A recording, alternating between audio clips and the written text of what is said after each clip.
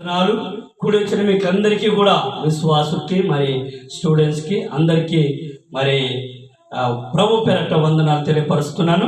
ఈ సమయంలో మనము దేవుని వాక్యాన్ని మనము ధ్యానించుకుందాం. ఒకసారి బైబిల్ గ్రంథం మనం చూద్దాం. బైబిల్ గ్రంథం నుంచి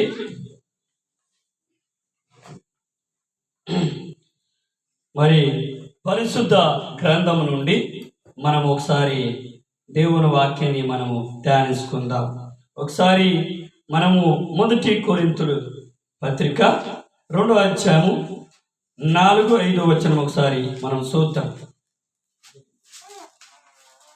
ఈ విశ్వాసము మనుషులు జ్ఞానమును ఆధారము చేసుకొనక దేవుని శక్తిని ఆధారము చేసుకొని ఉండవలనని నేను మాట్లాడినను వాటి ప్రకటించినను జ్ఞానయుక్తమైన తీయని మాటలను వినియోగింపక పరిశుద్ధాత్మని దేవుని శక్తియు కనపరచు దృష్టాంతములనే వినియోగించి తిరిగి చాలు. మనం ఎంతో 4-5 కదా, 4 నుండి 5 వరకు ఒకసారి మనము చిన్న ప్రార్థన చేద్దాం. ప్రేమ కలిగిన తండ్రి వందనాలు. అల్పుడైన నన్ను అయా ప్రభు జ్ఞాపకం చేసుకోమని, అయా సంఘంతో మీరు అందరూ మాట్లాడి మీరు మయం పొందమని, నా నోటికి ఊరుగా వాడుకోమని యేసు నామములో ప్రార్థిస్తున్నాం తండ్రి. ఆమేన్. ఆమేన్. రైట్. ఈ సమయంలో మనం దేవుని వాక్యాన్ని మనం ఒకసారి మనం చూద్దాం. మనం ఇప్పుడు చూద్దాం. అందుకనే మళ్ళీ ఒకసారి చదవండి.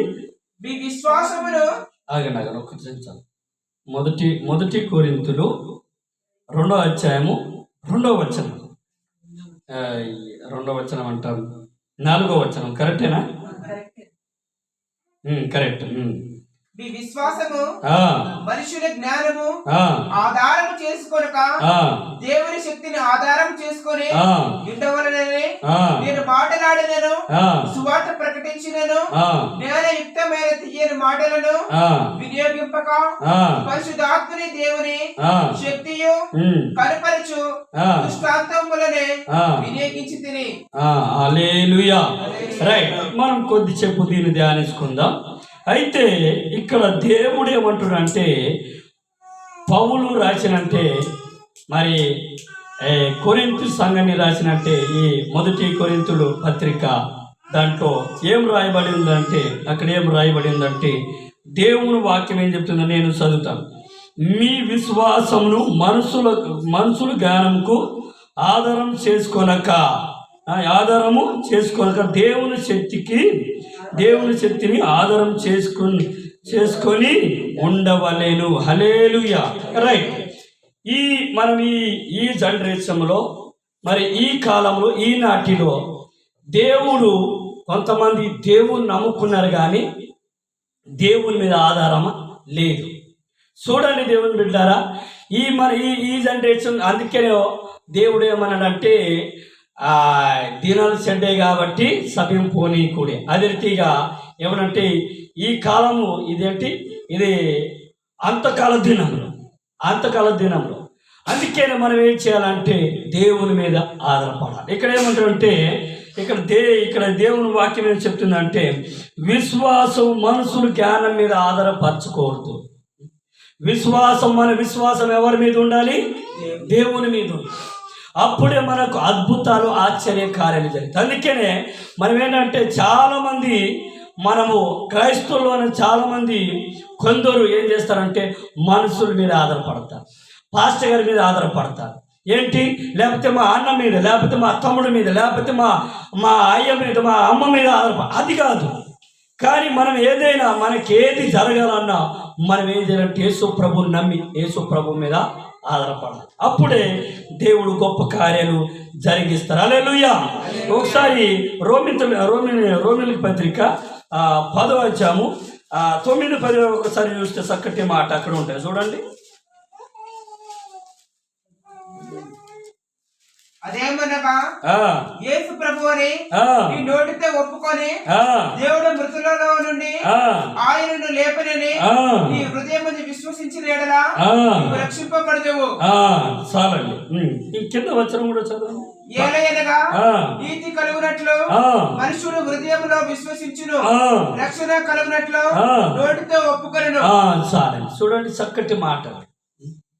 నేను అనుకుంటూ ఉంటాను కదా, మన ఆలోచన ప్రకారం నడిస్తే మన జీవితాలు ఆశీర్వాదంగా రావు. మనము ఒకవేళ మన జ్ఞానం మీద మన ఆలోచన మీద ఆధారపడితే మనకు ఆయుష్ ఆరోగ్యం దొరకదు. నువ్వు ఇష్టానుసారంగా జీవిస్తే అది దేవునికి ఇష్టం కాదు. నీకు నచ్చినట్టు నీవు జీవిస్తే దేవునికి అది ఇష్టం కాదు. కానీ ఇక్కడ ఏమంటున్నానంటే, మనకు ఈ కొరింథీయుల పత్రికలో మరి కొరింథీయుల సంఘాన్ని ఏం చెప్తున్నానంటే, అందుకే మీరు మనుషుల మీద ఆధారపడకండి. ఈ కొరింథీయుల సంఘంలో కొందరు ఏం చేస్తున్నారంటే మనుషుల మీద ఆధారపడేటోళ్ళు ఉన్నారు. అంటే మనుషులు అంటే దాంట్లో ఒక పాస్టర్ గారు ఉంటారు, సంఘ పెద్ద గారులో ఒక 2-3 ఉంటారు, పెద్దగా బడ వాళ్ళు ఉంటారు, వాళ్ళ మీద ఆధారపడతారు. కానీ సంఘ పెద్ద గారి మీద ఆధారపడకుండా పాస్టర్ గారి మీద ఆధారపడకుండా మనం ఏం చేయాలి? దేవుని మీద ఆధారపడి మనం ప్రార్థన చేస్తుంటే దేవుడు కార్యాలు జరిగిస్తారు. హల్లెలూయా. అందుకని మనం ఏం చేయాలంటే ప్రతి ఒక్కరు క్రైస్తవులు, మనం ప్రతి ఒక్కరు మన విశ్వాసులు మనము ఏం చేయాలంటే మనము దేవుని మనకేంటంటే, అందుకని మనకు ఏంటంటే మన జ్ఞానం లేకపోయినా, మన బుద్ధి ఆకలి లేకపోయినా, నీకు చదువు లేకపోయినా, ఒకవేళ నీకు చదువు లేకపోయినా, నీకేమీ తెలియకపోయినా మనం ఏం చేయాలంటే దేవుణ్ణి ప్రార్థన చేయాలి. అందుకని మనం ఏం చేయాలంటే మనం ప్రార్థన చేస్తే దేవుడు అంట మన పక్షాన ఆయన విజ్ఞాపన చేస్తాడంట. మన కోసం దేవుడు ఏం చేస్తాడు? తండ్రి కుడి పక్షాన ఏం చేస్తాడు? విజ్ఞాపన చేస్తాడు. హల్లెలూయా. కానీ మనం ఈ భూమి మీద నేను జ్ఞానిని కదా అని అనుకోకూడదు. అందుకే సామెతల్లో చూడండి 3వ అధ్యాయము అక్కడ 7వ వచనం చక్కటి మాట ఉంటుంది చూడండి. సామెతల గ్రంథము 3వ అధ్యాయం 7వ వచనం. జ్ఞానిని కదా నీవు అనుకోవద్దు, యెహోవా యందు భయభక్తులు కలిగి చెడుతనమును విడిచి. చాలండి. అక్కడ ఏమంటారు తెలుసా? నేను జ్ఞానిని కదా అనుకోవద్దు. నువ్వేం చేయాలి? యెహోవా యందు భయభక్తులు కలిగి చెడుతనం విడిచిపెట్టు. చాలా మంది ఇలాగే ఉన్నారండి. నాకు తెలుసు, నిన్న మొన్న యేసు ప్రభు నమ్ముకున్నాను కూడా తెలుసు, తాగుబోతులు కూడా చెప్తాను నాకు తెలుసు. కానీ దేవుని వాక్యాన్ని మనం పాటించాలి. అప్పుడే నీవు ధన్యుడు. దేవుని వాక్యాన్ని పాటించాలి, దేవుని వాక్యాన్ని ఆశ్రయించాలి. దేవుని వాక్యాన్ని మనం ఏం చేయాలి? ఒక పండగ ఆశ్రయించాలి, దాన్ని పాటించాలి, ఆజ్ఞ మన జీవితంలో నెరవేర్చాలి. అప్పుడే నువ్వు నిజమైన దేవుని బిడ్డవి, నువ్వు నిజమైన ఒక క్రైస్తవుడివి, నువ్వు నిజమైన విశ్వాసి. ఎవరి మీద ఆధారపడాల్సిన అవసరం లేదు. అందుకనే దేవుడే ఏం చేస్తాడంటే మనం దేవుని మీద ఆధారపడితే ఏదైనా మనం విజయం సాధిస్తాం. మనం దేవుని మీద ఆధారపడలేదంటే అపజయమే మనకు కలుగుతాయి. అపవాది మనకు ఏదో శోధిస్తున్నాడు, అపవాది నీకెంతో శోధన పెడుతున్నాడు, శిక్షలు పెడుతున్నాడు, నీ కష్టాలు పెడుతున్నాడు, బాధలు పెడుతున్నాడు. ఎందుకంటే నువ్వు కరెక్ట్గా లేనందుకు నీకు శోధన వస్తుంది. దేవుని శక్తిలో అన్ని ఆధారపడకుండా, దేవుని బలాన్ని ఆశ్రయించుకుంటా, దేవుని జ్ఞానం, దేవుని శక్తి, బలము, దేవుడు మన కాపరిగా ఉన్నప్పుడు, దేవా నువ్వే నా కాపరి, నువ్వే నా అండ, నువ్వే నా కోటని నువ్వెప్పుడు ఆధారపడతావు, అప్పుడు దేవుడు నీకు ఆశ్రయముగా ఉంటాడు. హల్లెలూయా. చూశారు దేవుని బిడ్డ? చూడండి, నాకు నా సాక్ష్యానికి మార్చిన వాక్యం ఉంటుంది. అది ఇప్పుడు దొరకదు. కానీ ఒక చోట ఉంటే, నీ తల్లిదండ్రులు నిన్ను విడిచిపెట్టిన యెహోవా నిన్ను శారదీయును అని ఉంటుంది వాక్యం. నేను ఫస్ట్ నమ్ముకున్నాక ఆ వాక్యం నాకు బలాన్ని ఇచ్చింది, నాకు విశ్వాసం దృఢపరిచింది. దేవుని బిడ్డలు గమనించింది. దేవుని వాక్యం అంటే ఉట్టి వాక్యం కాదు, శక్తి కలిగిన వాక్యం, జీవము కలిగిన వాక్యం. ఆ వాక్యము నీ కుటుంబీకులు ఒకవేళ నీ తల్లిదండ్రులు నిన్ను విడిచిపెట్టినా, నిన్ను దూషించినా, నిన్ను నెట్టినా, నీకు దూరం చేసినా, యెహోవా మాత్రం నిన్ను విడిచిపెట్టడు. ఎంత బలం గల మాట దేవుని బిడ్డలుగా. అందుకనే మనం ఏం చేయాలంటే యేసు ప్రభువును సంపూర్ణంగా నమ్ముకోవాలి. యేసు ప్రభువును సంపూర్ణంగా నమ్ముకొని యేసు ప్రభు మీద ఆధారపడాలి.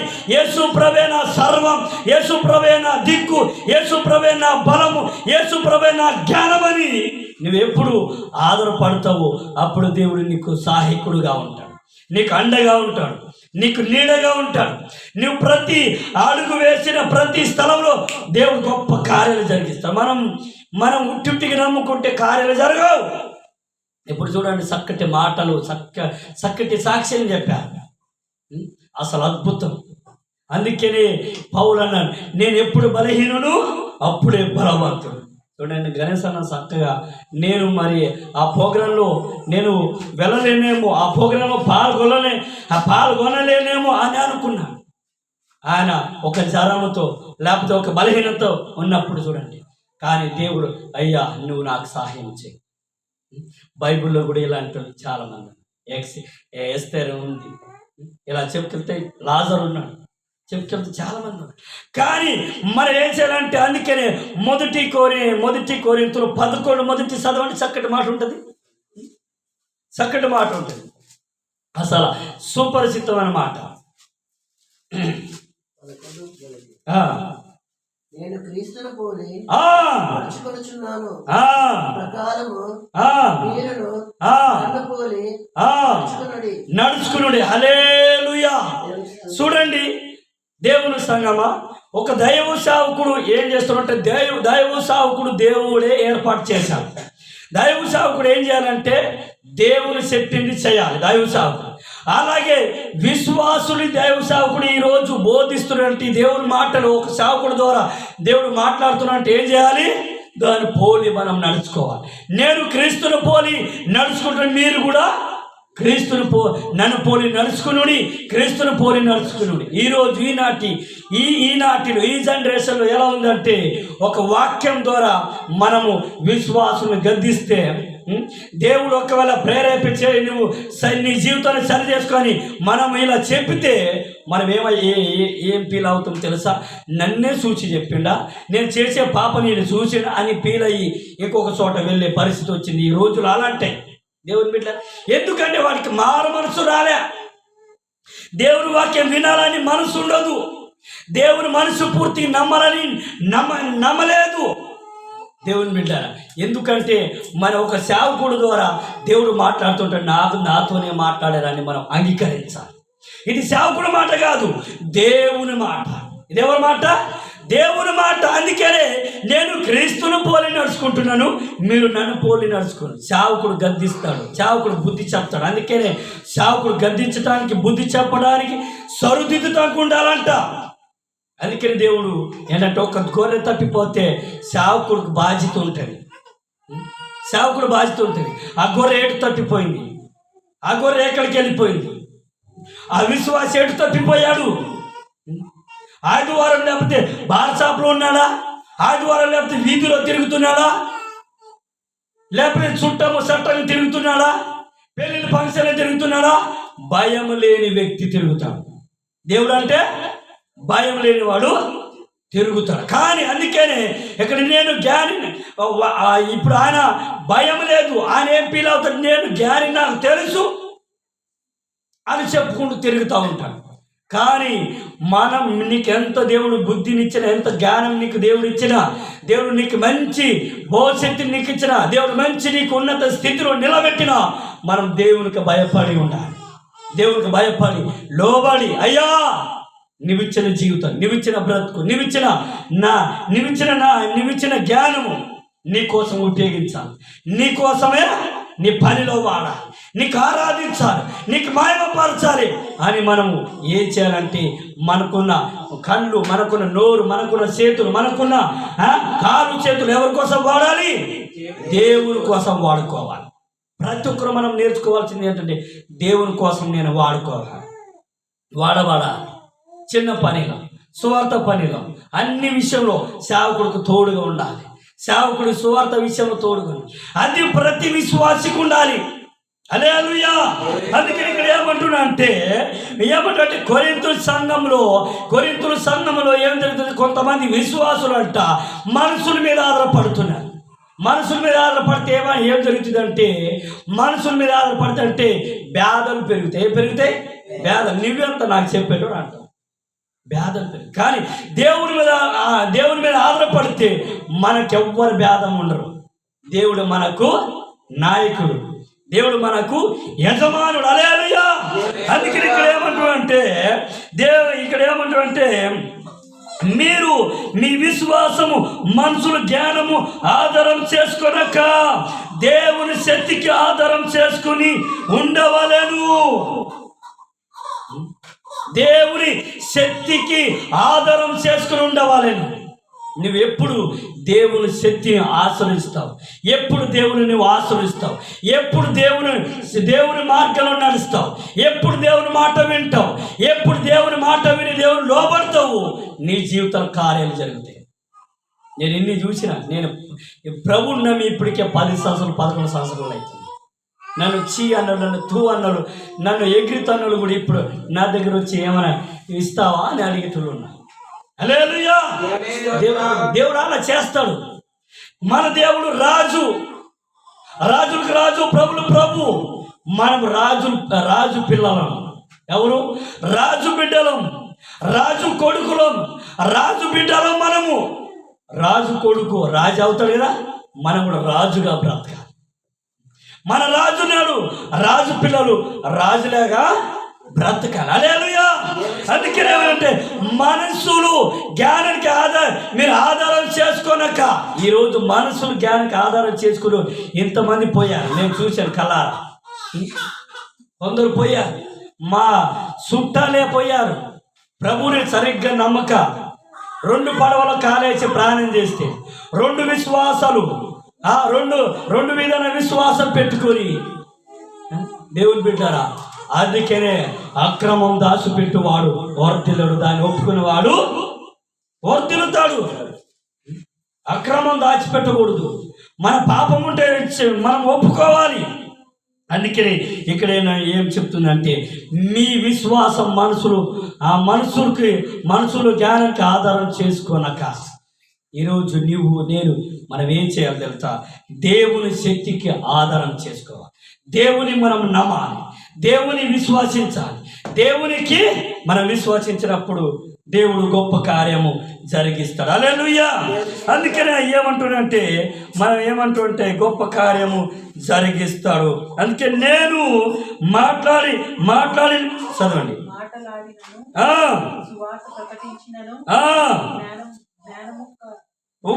ఉక్తమైన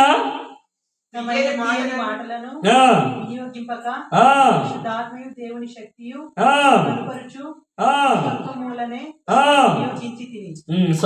ఇక్కడ మనకు చక్కటి మాట చెప్తుంది. ఏం చెప్తుంది అంటే, అక్కడ చక్కటి మాట ఉంది, నేను చెప్తానండి. అందుకనే ఇక్కడ ఏమంటామంటే, నేను మాట్లాడినను సువార్త ప్రకటించినను జ్ఞానయుక్తమైన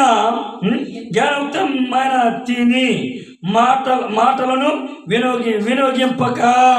చూడండి దేవుని మీద, జ్ఞానయుక్తమైన మాటలు వినియోగించక అంటే ఆ మాట ఎవరిదంటే, నా సొంత మాటగా, నా సొంత జ్ఞానంగా నేను వినియోగించలేదు. కానీ అక్కడ అంటున్నాడు, నా సొంత జ్ఞానంతో వినియోగించలేదు. అందుకని కింద ఏం చెప్తుందంటే, చూడండి, పరిశుద్ధాత్మ కనపరుచు. అందుకే ఇక్కడ ఏమంటుంది, దేవుని శక్తి కనపరుచు దుష్టత్వములను వినియోగించి తిని, అంటే దుష్టత్వముని వాటికి తొలగించడానికి దేవుని శక్తిని వినియోగించాడు. ఈరోజు మనం కూడా ఏం చేయాలి తెలుసా? మన జ్ఞానము మన గురించి మనం సువార్త చెప్పకూడదు. ఎవరి గురించి చెప్పాలి? దేవుని గురించి చెప్పాలి.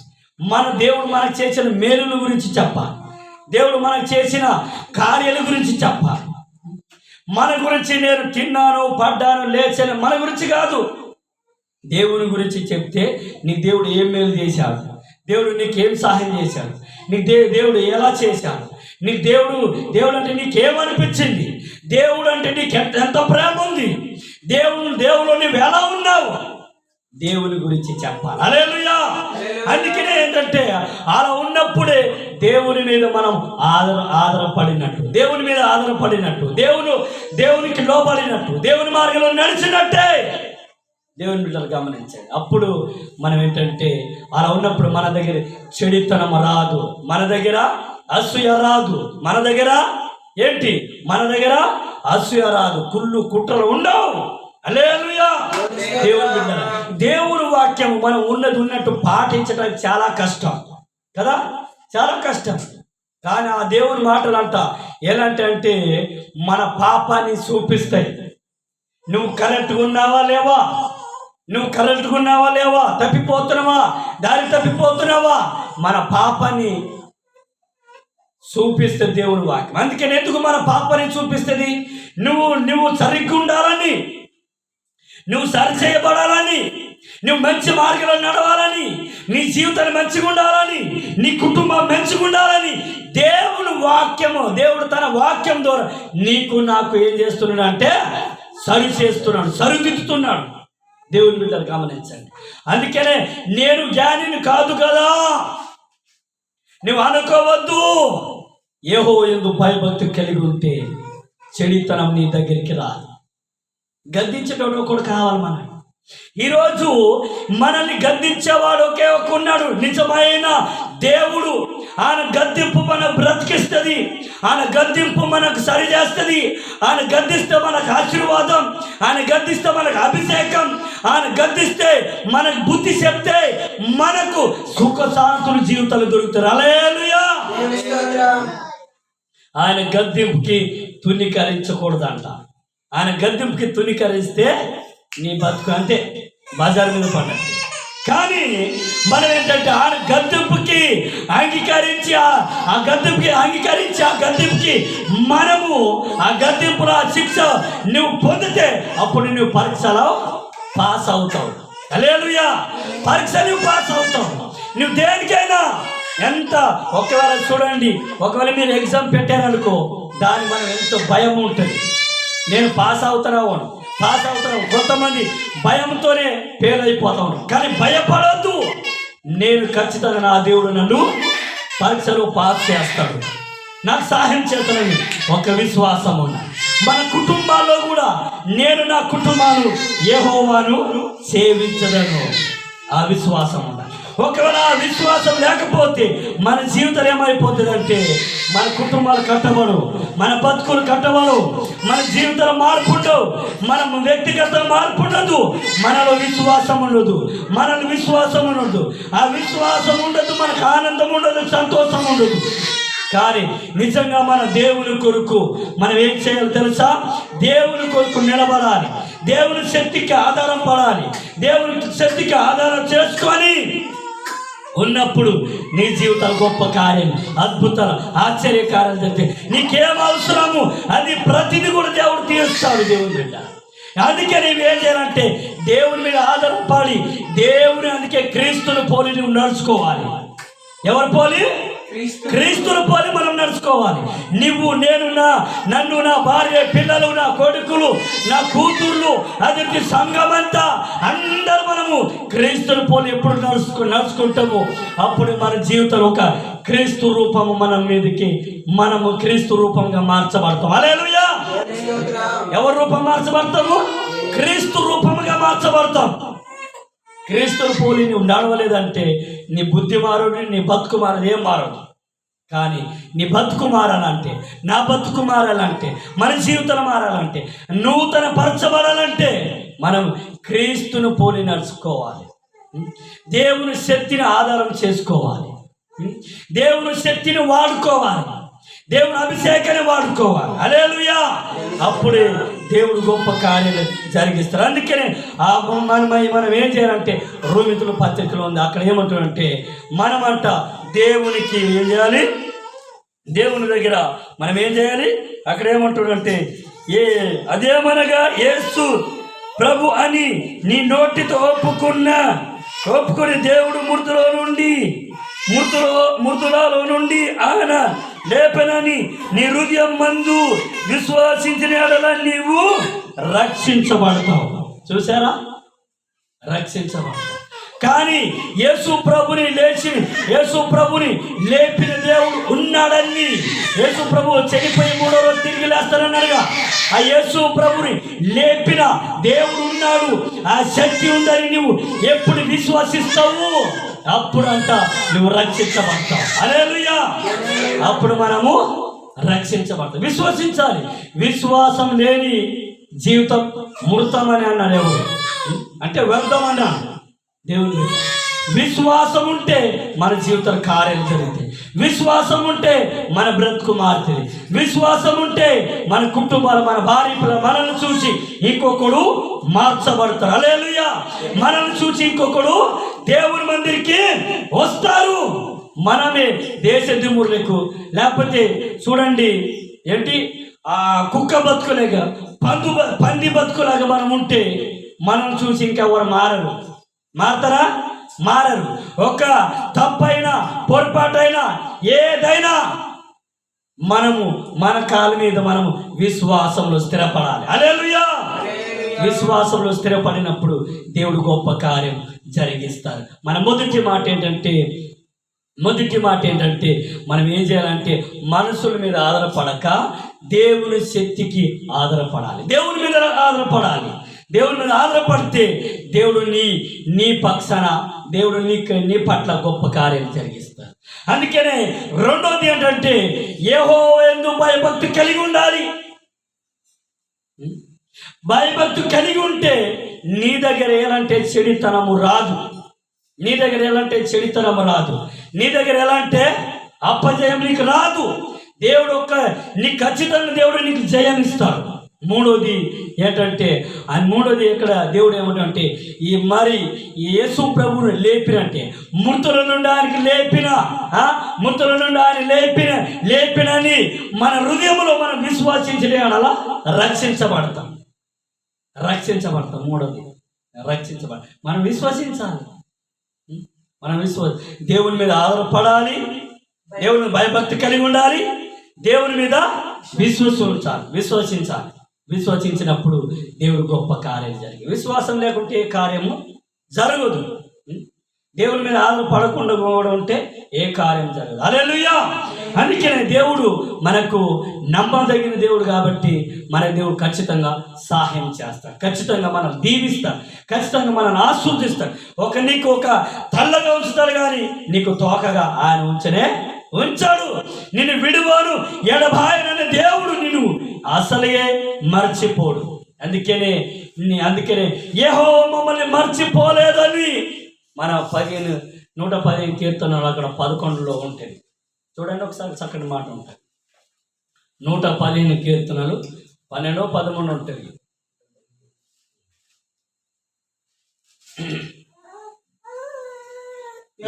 యెహోవా యందు భయభక్తి గల వారలారా, యెహోవా యందు నమ్మిక ఉంచుడి. ఆయన వారికి సహాయము. లేదు, కింద వచనం చదవండి. యెహోవా మమ్మల్ని మర్చిపోలేదు, ఆయన మమ్మల్ని ఆశీర్వదించును. ఆమేన్. చాలు. చూసారా, యెహోవా మమ్మల్ని మర్చిపోలేదు. ఎంత మంచి మాట అండి. యెహోవా మమ్మల్ని మర్చిపోలేదు. మనం అనుకుంటాం భార్య భర్తలు గొడవ పడితే నా భర్త నన్ను ప్రేమించలేదు, నా భర్త నన్ను చూసుకోలేదు.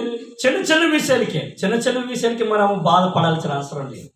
ఒక క్రైస్తవుడుగా గొడవ పడవద్దు. ఎందుకు గొడవ పడతాం? అపవాదినికి శోధిస్తున్నాడు కాబట్టి గొడవలు జగడ పుట్టిస్తున్నాడు అపవాది. నువ్వు నిజంగా యేసు ప్రభుని విశ్వసిస్తే ఆ గొడవ రాదు, నీకు ఆ గొడవ రాదు, జగడం రాదు, నీకు ఏ కోపం కూడా ఉండదు. ఆయన ఒకవేళ కోపం వచ్చినా అంతట్లో కోప్పడి అంతట్లో మర్చిపోయి ప్రేమించే గుణం ఉండాలి. హల్లెలూయా. భార్యను ప్రేమించాలి, పిల్లల్ని ప్రేమించాలి, అందరినీ ప్రేమించాలి.